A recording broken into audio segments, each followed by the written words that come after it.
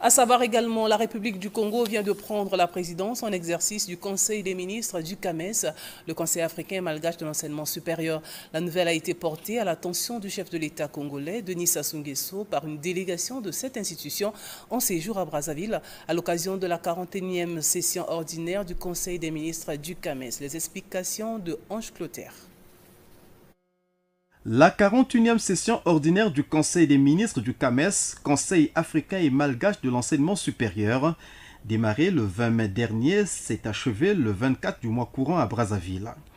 Au terme des travaux, une délégation de l'institution est allée rendre compte ce vendredi à la résidence du plateau au chef de l'État congolais Denis Sassou Nguesso des principales délibérations de la rencontre.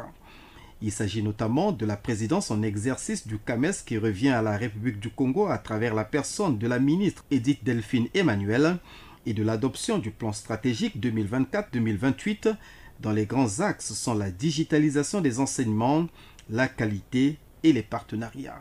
Le plan stratégique 2024-2028 du CAMES est un plan qui va permettre au CAMES de relever les nombreux défis qui s'imposent à l'enseignement supérieur et à la recherche scientifique.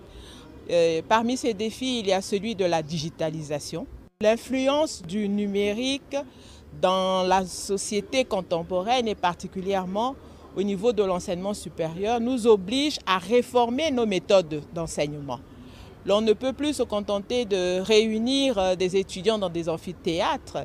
Il y a lieu aujourd'hui de concevoir des systèmes digitalisés qui permettent, où que l'on soit, de pouvoir accéder à la formation, ce qui permet de faire face aux problèmes de densification que l'on observe dans le domaine de l'enseignement supérieur. La tenue de la 41e session ordinaire du Conseil des ministres du CAMES au Congo est un grand motif de satisfaction pour le président sortant du Conseil des ministres, le professeur Seydou Mamadou et le secrétaire général du CAMES, le professeur Konaté Souleymane. Son Excellence, Monsieur le Président de la République, est grand croix de l'ordre international du CAMES, des panneaux académiques du CAMES, ce qui veut dire qu'il fait partie de nos meilleurs soutiens.